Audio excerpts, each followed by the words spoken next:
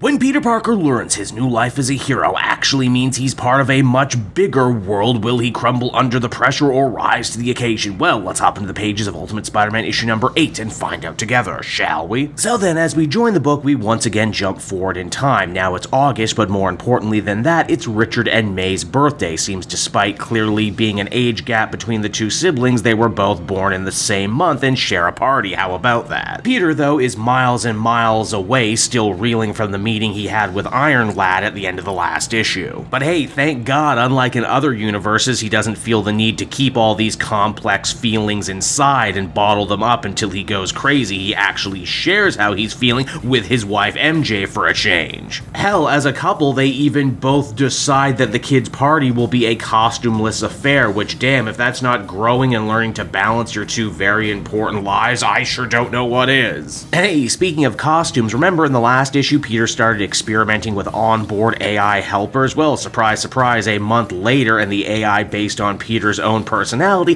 has started to grow smarter and more self-aware. AI Peter isn't sinister yet or anything, but the fact that he's talking to Peter without being asked sure is worrying. Man, we all joked about this thing becoming the new Venom in the last issue, and now it's very clear that that is exactly what's gonna happen, and in record time, no less. It's after that we get a chance to step back in time and actually see Spider-Man's big meeting with Iron Lad. Obviously, he and Harry are filled with all sorts of questions about their suits and why they're so very different. Tony goes on to explain to them the threat of the Maker and how the world is seemingly being controlled from the shadows by a small cabal of villains. Spider-Man and Harry kind of guessed this already, but it's good to have Iron Lad fill in the blanks. Furthermore, Iron Lad is here today in hopes that Spider-Man might be able to help him and the new Ultimates defeat the Maker when he inevitably returns in a year's time. But why Spider-Man exactly? Why did he get the special Pico Tech suit? Well, it's because he was very high up on the Maker's own personal hit list when it came to remaking the universe in his image, while Harry, on the other hand, was not on the list at all, which naturally pisses the Green Goblin off to no end, as his whole raison d'etre to this point has been living in his father's shadow, never feeling good enough, and now he knows beyond the shadow of a doubt just how little he actually matters in the grander cosmic scheme of things. I'm sure this won't totally drive him crazy or force him to become a villain or anything, right? Tony and Harry absolutely hate each other too, by the way, and it's a wonderful dynamic. Iron Lad blames Goblin for stealing away his company and his birthright. Harry says that he got a good pennies on the dollar price to buy Starkstane because Tony and his dad were branded enemies of the state. God, I hope we get more of these two in the future. I absolutely love this whole two spoiled rich kids seeing each other the things they absolutely hate about themselves. Now, believe it or not, Jonah and Uncle Ben actually get a real solid B-plot in this issue too. The two nice old men still want to recruit Peter for their brand new paper project, but Peter isn't sure. His life is complicated enough as is, and now with Spider-Man, he doesn't know if he wants to try starting a new career to that list of troubles. For what it's worth, the paper can offer him more money and give him a chance to do something that matters, striking back against the evil forces that are secretly pulling the strings on the world, both in his civilian form and in his hero form. It's actually Jonah, though, who ends up walking away from this issue with some of the very best characterization. You see, he gets invited to the kids' party at Arcade's Arcade, despite the fact that we already know the kids, including Richard, don't actually like him all that much. Ben says he only invited Jonah because he didn't want him to be so alone, which begs the question, hey, did Jonah ever get married in this world? Does he have kids? Is his son still an astronaut in this world? I don't know.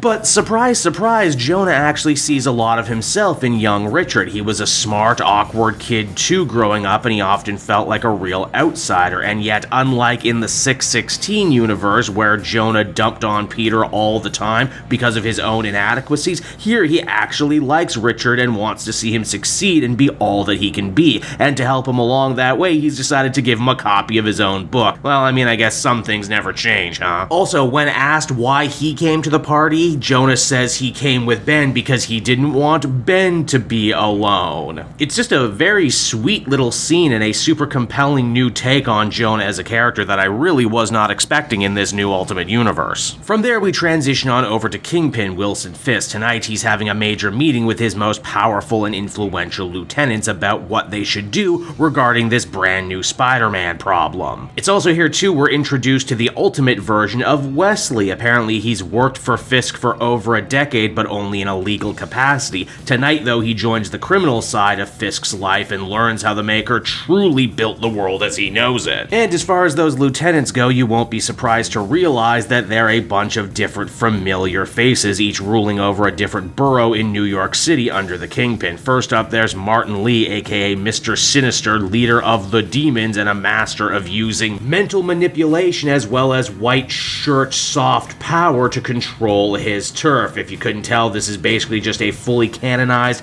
less complicated version of the Mr. Sinister character from the video games, and honestly, I love it to death. After that, there's the Black Cat, Walter Hardy. In his youth, this guy used to be the greatest thief New York ever saw, but he took his fortune, got married, and decided to rule over a borough. Sadly, his wife died, and now he's acting out by stealing again, despite the fact that he doesn't actually have to. And why, yes, he does indeed have a daughter, and she probably would be around Peter's age right now. Do with that information what you will. Now, all the way from Staten Island, we have Sergei Kravenov, Russian oligarch who got himself kicked out of Mother Russia by the mutants Colossus and Magic. Now he rules in New York City, where he hunts in pairs, one to kill and another one to fill his personal zoo. And yes, he also seems to have a wife and a couple kids, which I'm sure will also end up being important later. Now, no insidious group of six, no matter the universe, would be complete without a Mysterio, though Wesley admits that he doesn't actually know this guy's name, meaning we're not even certain if it's Quentin Beck in the suit or not, which is a pretty cool idea considering that the old Ultimate Universe's Mysterio didn't get introduced till really late in the game, and we eventually found out that him and the 616 universe were actually way more closely connected than we could have thought. Now, right around here, you're probably saying to yourself, how can we have a new version of the Sinister Six built around the 5 boroughs when there's only, well, 5 of them? The answer to that is actually super clever, because don't forget, New York has an entire undercity's worth of tunnels and subways and secret nooks and crannies, a place we learn is actively ruled over by the Mole Man, a famous Fantastic Four foe who in this world is actually one of Wilson Fisk's oldest friends and confidants. How about that? Also, just, leave it to Jonathan Hickman for not being able to involve his love of the Fantastic Four somewhere, no matter what he's writing. Together, this brand new collection of gangsters, killers, freaks, and monsters declare to end the life of this pesky Spider-Man once and for all, though they don't plan to hit him as a group. Instead, they want to make this a game, have a little fun with it, and it's on that note right there the comic comes to a close. And so that was Ultimate Spider-Man issue number 8, everybody, and once again, Hickman and company deliver a powerhouse of an issue, one that expertly manages to balance characterization, humanity, and heart, while also integrating with the rest of the brand new Ultimate Universe in a meaningful way. I really loved getting to see a new side of Jonah and his friendship with Ben being so deeply special and wholesome and totally unique to this new Ultimate Universe.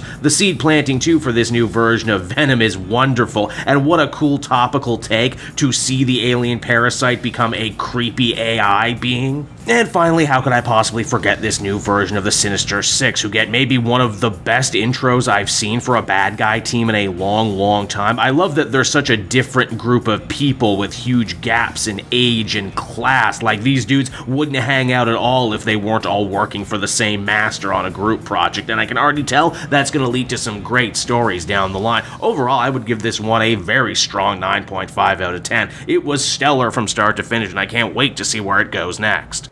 Hey there everyone, it's your pal Cape Joel again, and if you're seeing my face right now, that means you watched to the end of the video, and I'll always be grateful for that. Retention helps in this crazy YouTube game, and so does becoming a patron. If you head on down to the description, you can find a link to my Patreon page. Recently just redid all the tiers, a lot of cool stuff offering up there, exclusive commentaries, exclusive polls, behind the scenes concept art for Capes and Quest. That's the brand new D&D show I've started soon. Never been a better time to become a patron. You can become a patron for as little as $1 a month and help the channel grow, and help me continue to deliver content like what you just saw. So I want to thank you all, and I will see you again next time. Bye bye.